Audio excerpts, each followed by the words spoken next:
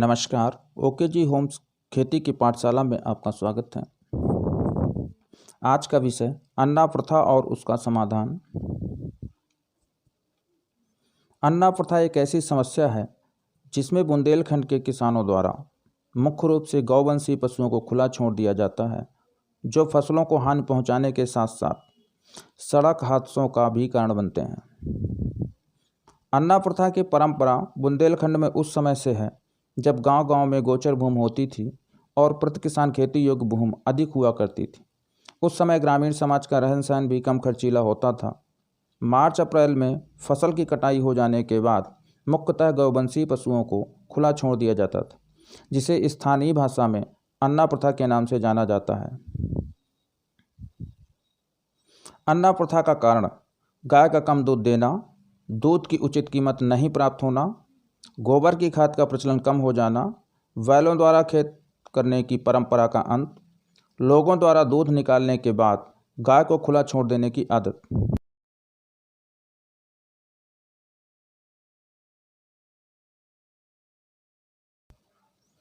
अन्ना प्रथा से हानि: खेतों में खड़ी फसल को नुकसान, फसलों को बचाने के लिए तार फेंसिंग में व्यय, फसलों की रखवाली में रात भर जागना, जानवरों द्वारा खेत में कच्चा गोबर करने से दीमक का प्रकोप, सड़क में खुला जानवर घूमने से एक्सीडेंट होने का खतरा। अभी आपने जाना कि अन्ना प्रथा क्या है। यह परंपरा जब प्रारंभ हुई उस समय गांव में क्या परिस्थितियां थीं, अन्ना प्रथा का कारण क्या है, इससे क्या हानि हो रही है, आज को आपने संक्षिप्त में जाना। अब आज की पाठशाला में जो हम आगे चर्चा करेंगे उसमें आपको तभी लाभ होगा जब आप इस वीडियो को पूरा देखेंगे और एक एक बात को गौर से समझेंगे। आज की पाठशाला में हम इसके समाधान पर चर्चा करेंगे। अन्ना प्रथा के नियंत्रण एवं समाधान हेतु काफ़ी लंबे समय से लगातार प्रयास किए जा रहे हैं। इसके नियंत्रण हेतु जो सामूहिक प्रयास किए गए उनमें से किसानों के द्वारा आपस में चंदा एकत्र कर अस्थायी गौशाला बनाकर उनकी देखभाल करना, गांव में मुनादी के द्वारा जानवरों को खुला ना छोड़ने की अपील करना, सरकार द्वारा ग्राम प्रधानों के माध्यम से गांव-गांव में गौ आश्रय केंद्र का निर्माण कराकर उनकी देखभाल करना, जिसके निर्माण कार्य के लिए मनरेगा से और गायों के भोजन हेतु अनुदान के रूप में सरकार द्वारा धनराशि उपलब्ध कराई जा रही है। व्यक्तिगत तौर पर लोग अपने गौवंशी जानवरों को खुला ना छोड़ें, इसके लिए 900 रुपये प्रति माह प्रति जानवर अनुदान के रूप में भी देने की सरकार द्वारा घोषणा की गई थी। इस समस्या के निदान हेतु जागरूकता अभियान भी चलाए गए, जिसके लिए दीवालों में संदेश लिखे गए और गोष्ठियों का आयोजन किया गया। किंतु इन सब प्रयासों के बावजूद जब विभिन्न समाचार पत्रों में आए दिन इस प्रकार की खबरों का छपना कि किसान की सैकड़ों बीघा फसल अन्ना जानवरों द्वारा नष्ट, किसानों ने दिया अन्ना जानवर रोकने के लिए धरना और ज्ञापन, अन्ना जानवर कारण सड़क दुर्घटना में मोटरसाइकिल सवार की मौत, खेत की रखवाली कर रहे किसानों पर जानवर का हमला, मौके पर मौत, खेत की रखवाली करने गए किसान की रात में ठंड लगने से मौत। ऐसी खबरें जब सुबह सुबह पढ़ने को मिलें तो कोई भी व्यक्ति विचलित हो सकता है और सोचने पर विवश हो जाता है कि आखिरकार इतने सारे प्रयासों के बावजूद समस्या का हल क्यों नहीं निकल रहा। निश्चित तौर पर हम कह सकते हैं कि इसके प्रभावी नियंत्रण हेतु कार्य योजना बनाने में कहीं ना कहीं चूक जरूर हो रही है। अगर हम अब तक किए गए कार्यों की समीक्षा करें तो पाएंगे कि हमने जितने भी प्रयास किए उनमें से किसी भी कार्य योजना को बनाते समय इसे रोजगार परक और आत्मनिर्भर अर्थात स्ववित्त पोषित बनाया जा सके, इस पर ध्यान नहीं दिया गया, जो अब तक चलाए गए सभी कार्यक्रमों की विफलता का प्रमुख कारण रहा है। अतः हम अब तक क्या हुआ इस पर ज़्यादा बात न कर इस बात पर चर्चा करेंगे कि अन्ना प्रथा के नियंत्रण हेतु इसे किस प्रकार रोजगार परक और आर्थिक रूप से लाभकारी बनाया जाए। इस कार्यक्रम की कार्य योजना अर्थात प्रोजेक्ट को बनाने के लिए हमने चित्रकूट, मौदा, महोबा, हमीरपुर और जालौन के अलग अलग गांवों से किसानों तथा युवाओं से इसके प्रभावी नियंत्रण हेतु सुझाव एवं आंकड़े मांगे थे, जिसमें हमें लगभग 85 लोगों ने अपने महत्वपूर्ण सुझाव दिए और आंकड़े तैयार करने के लिए हमारे द्वारा किए गए सर्वे में भाग लिया। हम उन सभी लोगों के आभारी हैं। इससे पहले कि हम कार्य योजना प्रस्तुत करें, प्रोजेक्ट के बारे में चर्चा करें, हम आपको एक छोटी सी कहानी सुनाना चाहेंगे। एक गांव में एक बहुत बड़ा दैत्य रहता था। वह कई लोगों का भोजन एक बार में खा जाता था।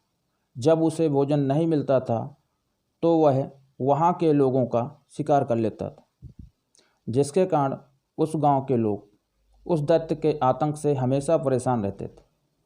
एक दिन उसी गांव में एक नवयुवा मेहमान के रूप में आया और जब वह लोगों से दैत्य के बारे में सुना तो उसने वहाँ के लोगों से कहा कि आप लोग इसको मारते क्यों नहीं हो? तो लोगों ने कहा कि देखते नहीं हो वह आकार में कितना बड़ा है, उसे कैसे मारा जा सकता? तब उस युवा ने जो बात कही वह चमत्कारी थी। आप जानना चाहेंगे कि उसने क्या कहा? उसने कहा कि दैत्य इतना बड़ा है कि अगर आप कहीं भी मारोगे आपका निशाना नहीं चूकेगा। और उसने गांव वालों के साथ मिलकर उसको गुलेल के माध्यम से मार डाला। यह चमत्कार उस युवा के नज़रिए का था, अर्थात उसके द्वारा समस्या को देखने का तरीका जो वहाँ के लोगों से भिन्न था। ठीक इस कहानी के अनुसार यदि हमारे देखने का नज़रिया बदल जाए तो जिन गोवंशीय जानवरों के कारण हमारे किसान परेशान हैं, अब वही गोवंशीय जानवर हमें रोजगार देंगे और बुंदेलखंड की खुशहाली का जरिया बनेंगे। हमने जो प्रोजेक्ट तैयार किया है वह कम लागत से प्रारंभ किया जा सकेगा, उसमें ज़्यादा से ज़्यादा लोगों को रोजगार मिलेगा और आगे चलकर इस समस्या का हमेशा हमेशा के लिए अंत हो जाएगा। इस प्रोजेक्ट की कुल लागत 5 लाख रुपए है। इस प्रोजेक्ट की पहली विशेषता यह है कि इसमें अन्ना गाय को आधार मानकर बनाया गया और इससे मात्र 7 माह में लगाई गई पूंजी अर्थात 5 लाख को वापस प्राप्त किया जा सकेगा। साथ ही इस प्रोजेक्ट के माध्यम से 10 लोगों को 8,000 रुपये प्रति माह का रोजगार मिल सकेगा। इससे प्रतिवर्ष 6 लाख रुपए का शुद्ध लाभ प्राप्त होता रहेगा, जिससे अन्न उत्पादक जानवरों की देखभाल और उनके भोजन की व्यवस्था की जा सकेगी। आने वाले 5 वर्षों में इस प्रोजेक्ट की कुल पूंजी मूल्य 70 लाख रुपए हो जाएगा और इसमें 100 लोगों को रोजगार भी मिल जाएगा। इस प्रोजेक्ट को 3 प्रकार से प्रारंभ किया जा सकता है। प्रथम, यह प्रोजेक्ट उस व्यक्ति के द्वारा प्रारंभ किया जा सकता है जो अकेले 5 लाख पूंजी लगाने में सक्षम हो, जो 10 लोगों को रोजगार देगा। साथ ही 7 माह बाद अपनी पूंजी निकालने के बाद प्रतिवर्ष 6 लाख की आमदनी प्राप्त करेगा। 5 वर्ष के बाद वह लगभग 70 लाख मूल्य वाली इकाई का मालिक होगा।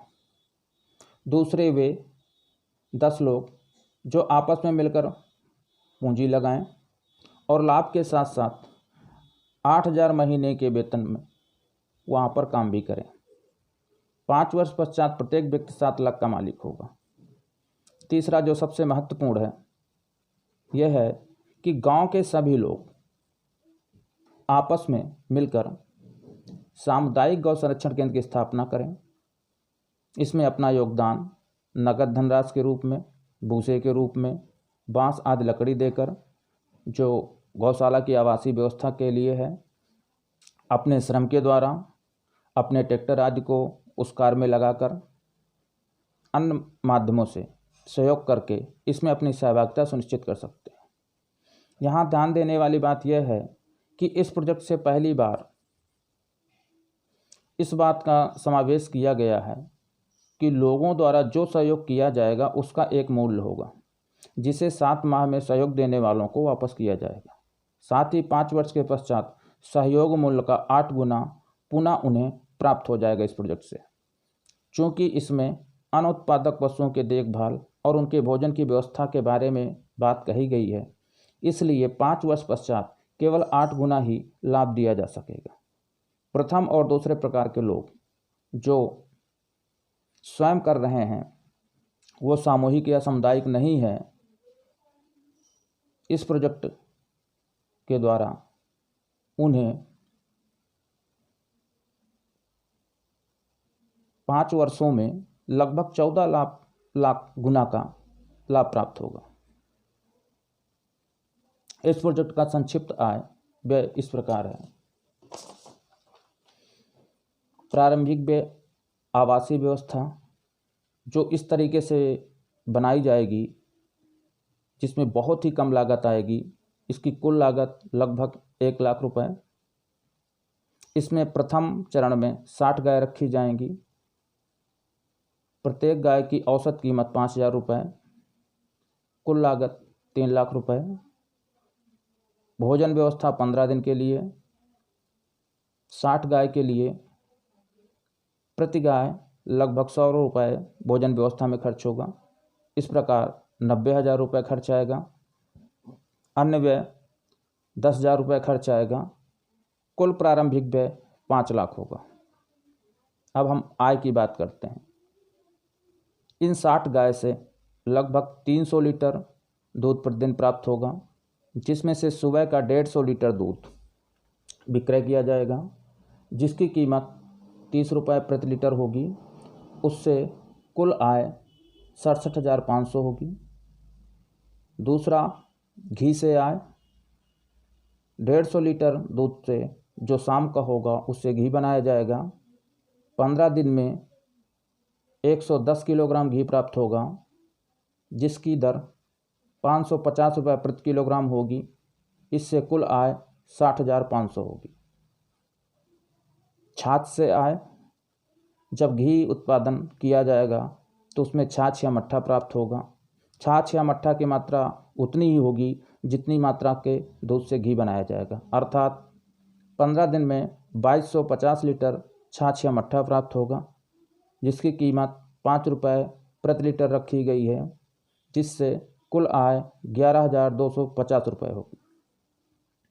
गोबर से आय, एक गाय औसतन 12 किलो गोबर देती है दिन में 24 घंटे में। 15 दिन में कुल गोबर की मात्रा 108 कुंटल होगी। गोबर की दर 1 रुपये 50 पैसे प्रति किलोग्राम रखा गया है। इससे कुल आय 16,200 रुपये होगी। गौमूत्र की मात्रा 4 लीटर प्रतिदिन प्रति गाय।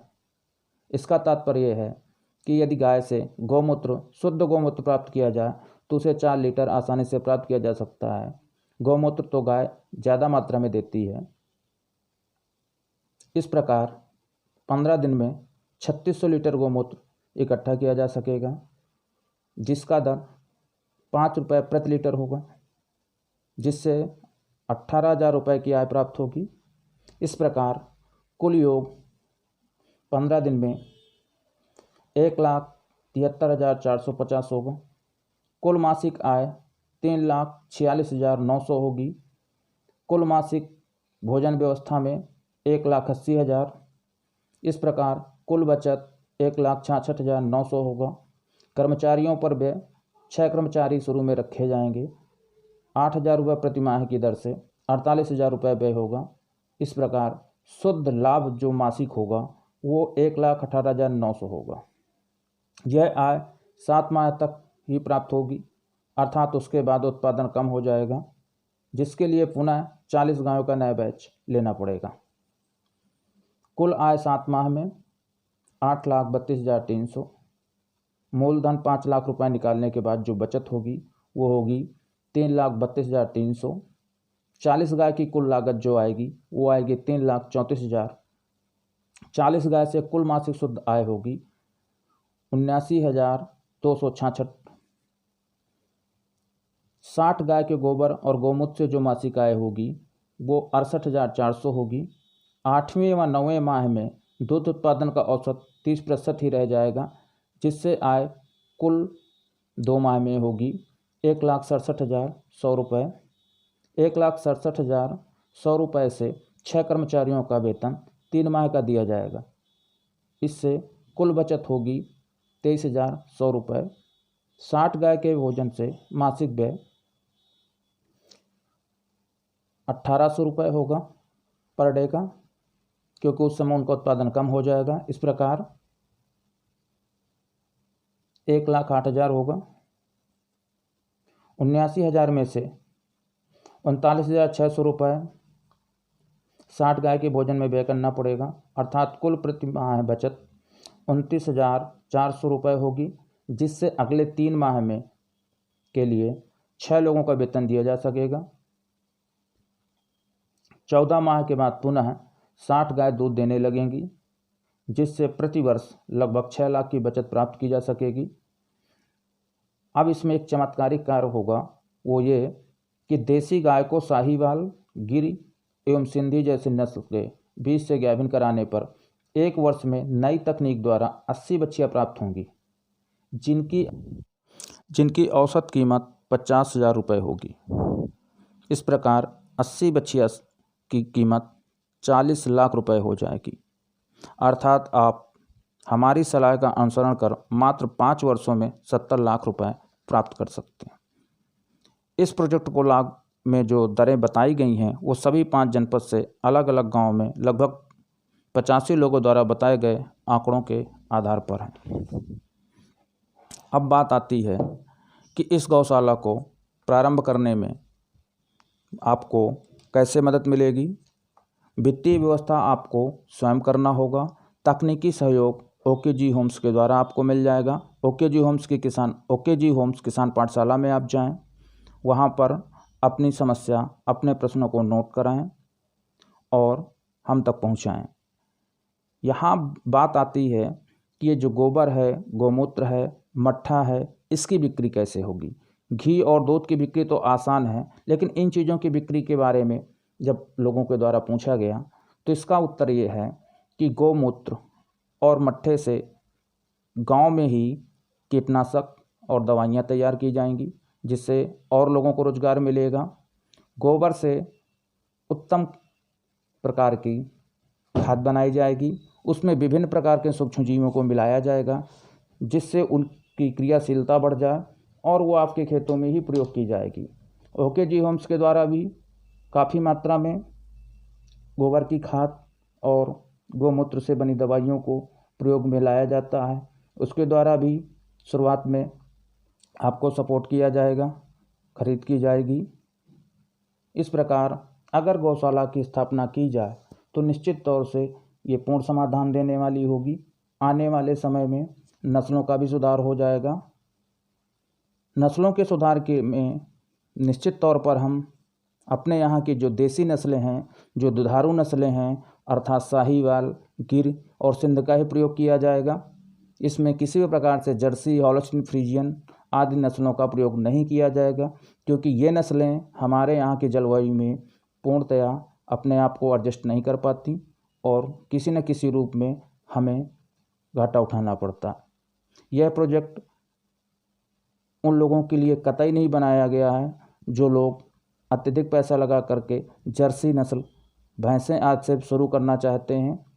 ये उनका और उनकी गणित है।